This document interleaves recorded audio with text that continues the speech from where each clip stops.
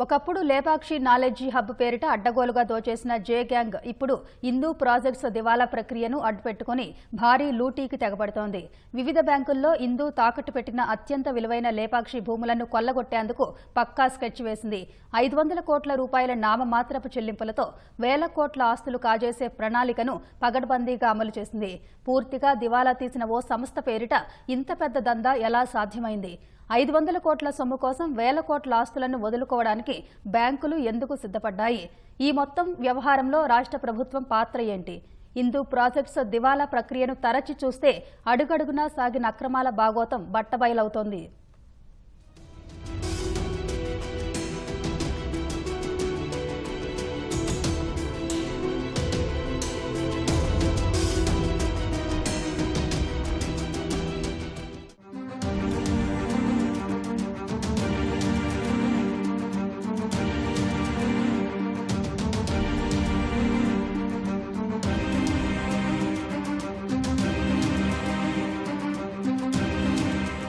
YS Rajasekhara Reddy ముఖ్యమంత్రిగా ఉన్నప్పుడు Lepakshi knowledge hub పేరిట అనంతపురం జిల్లాలో వేల ఎకరాల భూసంతర్పణ చేశారు.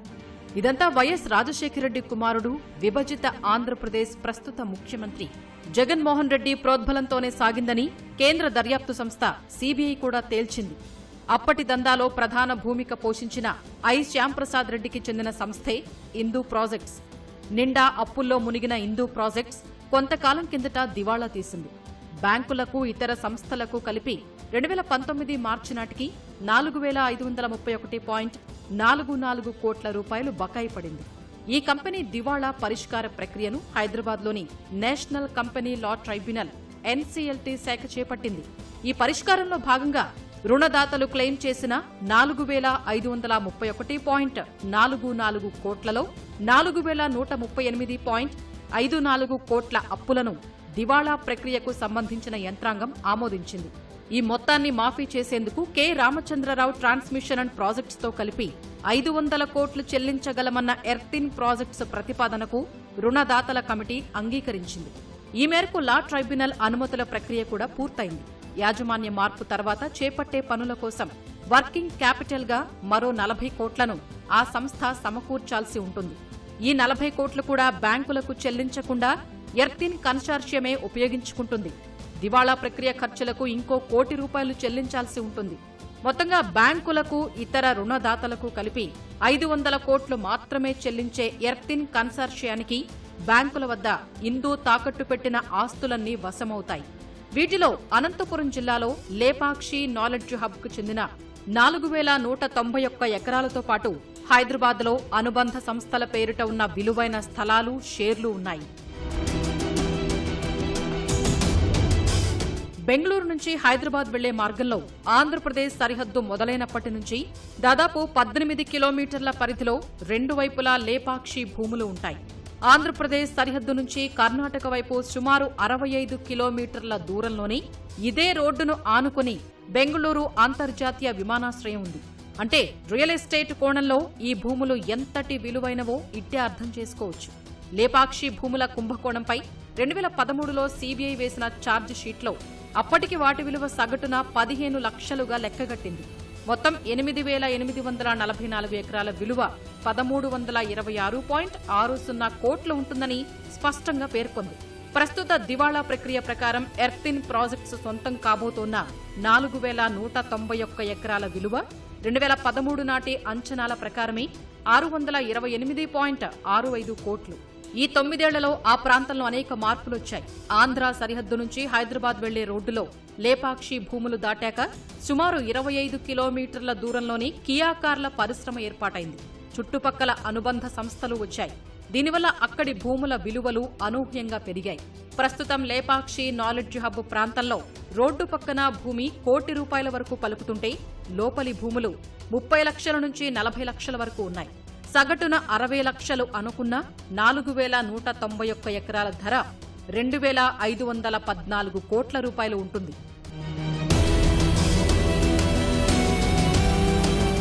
హిందూ సంస్థ బ్యాంకుల్లో తాకట్టు పెట్టిన వాటిలో హైదరాబాద్ దుర్గం చెరువు వద్ద వీకే ప్రాజెక్ట్స్ కు చెందిన 5 ఎకరాల స్థలం ఉంది. సింధూరా, ఆస్టివా సంస్థలకు మియాపూర్లో ఉన్న 11.3 ఎకరాలు, శామీర్పేటలో సండరీ సంస్థ పేరిట 35 ఎకరాలు, కూకట్పల్లి వద్ద ఇందూ ఫార్చ్యూన్ ఫీల్డ్స్లోని 2595.69 గజాల club house, Cyberabad hitech integrated township development corporation private limited సంస్థల్లో షేర్లు ఉన్నాయి. ఇందులో దుర్గం చెరువు వద్దనున్న 5 ఎకరాల భూమి విలువే 400 కోట్లకు పైగా ఉంటుంది. మియాపూర్లోని 11 ఎకరాలు 200 కోట్లు ఉంటుందని అంచనా. శామీర్పేటలోని 35 ఎకరాల విలువ మరో 200 కోట్ల రూపాయలకు పైమాటే. ఇతరత్ర ఆస్తులు, షేర్లు కూడా విలువైనవే. వీటన్నింటి జప్తును కేవలం 477 కోట్ల కోసం వదులుకునేందుకు బ్యాంకులు సిద్ధపడటం గమనార్హం. ఎవరైనా సామాన్యుడు అప్పు తీసుకుని ఇల్లు కొనుక్కున్న తర్వాత వాయిదాలు కట్టలేకపోతే ఆ విషయాన్ని పత్రికల్లో ప్రకటించి ఆస్తిని వేలం వేసి బ్యాంకులు సొమ్ములు వసూలు చేసుకుంటాయి. ఇందూ విషయంలోనూ అదే విధానం అనుసరించి తాకట్టులోని ఆస్తులను విడిగా వేలం వేస్తే బ్యాంకులు ఇచ్చిన అప్పులతో పాటు వడ్డీలకు ఏమాత్రం ఢోకా ఉండదు. అయినా ఆ పని ఎందుకు చేయలేదో బ్యాంకులకే తెలియాలి. ఇందూ ప్రాజెక్ట్స్ తీసుకున్న అప్పుల చిట్టా చూస్తే దివాళా ప్రక్రియకు బ్యాంకులు ఒప్పుకోవడమే అత్యంత ఆశ్చర్యకరం. 2019 మార్చి నాటి లెక్కల ప్రకారం స్టేట్ బ్యాంక్ ఆఫ్ ఇండియా 996.62 కోట్లు అప్పులివ్వగా ఐడీబీఐ బ్యాంక్ 803.10 కోట్ల రుణమిచ్చింది. ఎడెల్వెసిస్ అసెట్ రీకన్స్ట్రక్షన్ సంస్థ 451.46 కోట్లు, బ్యాంక్ ఆఫ్ ఇండియా 339.91 కోట్లు, సిండికేట్ బ్యాంక్ 217.18 కోట్లు, పంజాబ్ నేషనల్ బ్యాంక్ 223.33 కోట్లు, కెనరా బ్యాంక్ 196.70 కోట్లు, ఇండియన్ ఓవర్సీస్ బ్యాంక్ 243.87 కోట్లు ఇచ్చాయి. ఇక యూకో బ్యాంక్ 193.77 కోట్లు, సెంట్రల్ బ్యాంక్ ఆఫ్ ఇండియా 125.32 కోట్లు, ఆంధ్ర బ్యాంక్ 151.65 కోట్లు, ఎస్ఆర్ఈఐ ఎక్విప్మెంట్ ఫైనాన్స్ లిమిటెడ్ 246.98 కోట్లతో కలిపి మొత్తం 4189.95 కోట్లు ఇందుకు అప్పులు కట్టబెట్టాయి. వీటికి తోడు నిర్వహణ ఖర్చుల కోసం చేసిన అప్పులు 291.34 కోట్లు, జీతాల బకాయిలు 6.48 కోట్లు, ఇతరత్ర అప్పులు 43.67 కోట్లు ఉన్నట్లు బ్యాంకుల లెక్కలు చెబుతున్నాయి. ఇంత భారీ మొత్తం ఇచ్చిన బ్యాంకులకు ఇందూ దివాళా ప్రక్రియ ద్వారా దక్కేది కేవలం 500 కోట్లు. అందులోనూ 23 కోట్లు మిగిలిన వారికి పోగా బ్యాంకులకు చేరే వాస్తవ మొత్తం 477 కోట్లు. అంటే మొత్తం అప్పుల్లో 12% మాత్రమే. ఈ ఏడాది మే నుంచి దశలవారీ చెల్లింపులు కూడా మొదలయ్యాయి. 2019 మార్చి నుంచి ఈ ఏడాది మార్చి వరకు 8% వంతున 3,910.85 కోట్లకు వడ్డీ లెక్కించినా 936 కోట్లకు పైగానే అవుతుంది. దీన్ని బట్టి దివాళా ప్రక్రియతో బ్యాంకులు ఏ స్థాయిలో నష్టపోతున్నాయో అర్థమవుతుంది. ఇందుకు ప్రస్తుతం ఉన్న ఆస్తుల విలువను పూర్తిగా విస్మరించి దివాళా ప్రక్రియకు బ్యాంకులు అంగీకరించినట్లు స్పష్టమవుతోంది. దీని వెనుకున్న పెద్దలెవరో తెలిస్తే ఈ తంతు ఎందుకు జరిగిందో సులువుగా తెలిసిపోతుంది. ఇందూ ప్రాజెక్ట్స్ దివాలా ప్రక్రియలో మొదటి నుంచి వైఎస్ జగన్మోహన్ రెడ్డితో సంబంధం ఉన్న సంస్థలు పాలుపంచుకున్నాయి. 2019 ఫిబ్రవరి 25న ఇందూ దివాళా ప్రక్రియను ఎన్సీఎల్టీ ప్రారంభించగా కొంత మొత్తం చెల్లించి ఆస్తుల స్వాధీనానికి 7 సంస్థలు ఆసక్తి చూపాయి. వాటిలో Shyamaraju and company, circle C contract సంస్థ భాగస్వామ్యంతో Ramky estates and farms limited ఉన్నాయి. ఈ రెండింటిలో శ్యామరాజు కంపెనీ ఎక్కువ మొత్తాన్ని ప్రతిపాదించిన ఇందూకు రుణాలిచ్చిన బ్యాంకర్ల కమిటీ ఆ ప్రణాళికను ఆమోదించలేదు. ఇక ప్రణాళికలు సమర్పించిన రెండో సంస్థ రామ్కీ గ్రూపు. ఈ సంస్థతో జగన్కు ఉన్న బంధాన్ని సీబీఐ కూడా నిర్ధారించింది. రామ్కీ గ్రూపునకు చెందిన ఓ కంపెనీ వైఎస్ఆర్ అధికారంలో ఉన్నప్పుడు జగన్ అక్రమాల్లో పాలు పంచుకున్నట్లు సీబీఐ తేల్చింది. ఆ తర్వాత ఎర్తిన్ ప్రాజెక్ట్స్ సంస్థ ఇందూ దివాళా ప్రక్రియపై ఆసక్తిని తెలియజేసింది. రుణదాతల కమిటీ విజ్ఞప్తిని పరిగణనలోకి తీసుకుని ఎర్తిన్తో పాటు ఇతర సంస్థల ప్రణాళికల సమర్పణకు ఎన్సీఎల్టీ గడువు పొడిగించింది. ఆ తర్వాత K Ramachandra Rao transmission and projects భాగస్వామ్యంతో ఎర్తిన్ ప్రాజెక్ట్స్ తో పాటు Aurobindo reality and infrastructure limited, ace urban developers limited ప్రణాళికలు సమర్పించాయి. వీటిలో అరబిందో రియాలిటీ జగన్ కు అత్యంత సన్నిహిత సంస్థ. జగన్ సీఎం అయ్యాక కాకినాడ సెజ్, కాకినాడ సీపోర్టుల యాజమాన్యాలు మారిపోయి ఆ కంపెనీలు అరబిందో పరమయ్యాయి. ఏస్ అర్బన్ సంస్థ రాష్ట్రంలో భారీ విద్యుత్ ప్రాజెక్టులు చేపడుతున్న వారికి చెందినది. ఈ 3 సంస్థల ప్రతిపాదనలను పరిశీలించిన రుణదాతల కమిటీ ఎర్తిన్ కన్సార్షియం ప్రణాళికలకు అంగీకారం తెలిపింది. ఈ మేరకు 2021 అక్టోబర్ 1న దివాళా పరిష్కారానికి ఎన్సీఎల్టీ ఆమోదం తెలిపింది. దివాళా ప్రక్రియ అమల్లో భాగంగా ఎర్తిన్ కన్సార్షియం తరపున ఈఎండీగా 5 కోట్లకు బ్యాంకు గ్యారంటీ ఇచ్చారు. అయితే ప్రణాళికలో పేర్కొన్న మొత్తాన్ని నిర్ణీత గడువు 90 రోజుల్లో ఎర్తిన్ చెల్లించలేదు. గడువు పొడిగించాలన్న విజ్ఞప్తిని 2022 మార్చి 1న ఎన్సీఎల్టీ నిరాకరించింది. ఈఎండీ మొత్తాన్ని స్వాధీనం చేసుకుని తదుపరి చర్యలు చేపట్టాలని రుణదాతల కమిటీని ఆదేశించింది. చెన్నైలోని ట్రైబ్యునల్ ముందు ఎర్తిన్ అప్పీల్ చేయగా ఎన్సీఎల్టీ హైదరాబాద్ శాఖ ఉత్తర్వులపై 2022 మార్చి 7న స్టే ఇచ్చింది. ఆ తర్వాత నెల రోజులకు 2022 ఏప్రిల్ 8న జగన్ మేనమామ కమలాపురం ఎమ్మెల్యే పి రవీంద్రనాథ్ రెడ్డి కుమారుడు నరేన్ రామాంజులరెడ్డి ఎర్తిన్లో డైరెక్టర్గా చేరిపోయారు. ఇక అక్కడితో పరిణామాలు వేగంగా మారిపోయాయి. దివాళా ప్రక్రియ అమలుకు ఎర్తిన్ డబ్బు చెల్లించాల్సిన గడువును ట్రైబ్యునల్ పొడిగించింది. ఈ మేరకు 2022 ఏప్రిల్ 13న ఉత్తర్వులు ఇచ్చింది.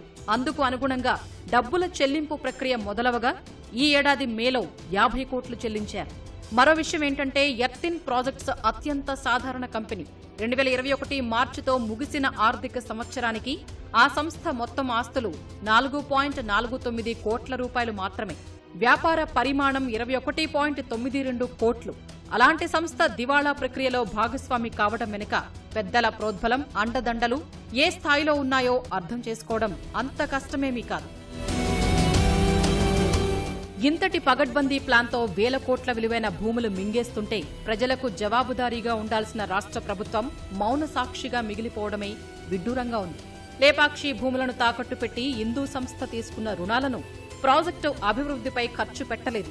అలాగే సంబంధిత భూ కేటాయింపులను కూడా ప్రభుత్వం ఎప్పుడో రద్దు చేసింది.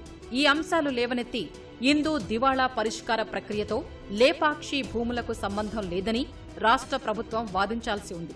భూములను కాపాడుకునేందుకు కేసులు కొలిక్కి వచ్చాక తిరిగి పేదలకు ఇవ్వడానికి లేదా ఇతర ప్రజా ప్రయోజనాలకు ఉపయోగించేందుకు రాష్ట్ర ప్రభుత్వం కృషి చేయండి. అయితే లేపాక్షి నాలెడ్జ్ హబ్ కుంభకోణంలో నిందితుడైన వ్యక్తే ప్రస్తుతం ముఖ్యమంత్రిగా ఉన్న విచిత్ర పరిస్థితి రాష్ట్రంలో ఉంది. ఈ క్రమంలోనే లేపాక్షి భూములు ఈడీ పరిధి నుంచి మళ్లీ ప్రభుత్వానికి కాకుండా పక్కాగా వేసిన ప్రణాళిక ప్రకారం ప్రైవేటు కంపెనీకి చెందుతూ ఉండటం, అందులో ముఖ్యమంత్రి మేనమామ కుమారుడు డైరెక్టర్గా చేరడం చకచకా జరిగిపోయాయి. అందుకేనేమో ప్రజల ఆస్తిని కాపాడాల్సిన ప్రభుత్వం తన బాధ్యతను పూర్తిగా పక్కన పెట్టేసింది.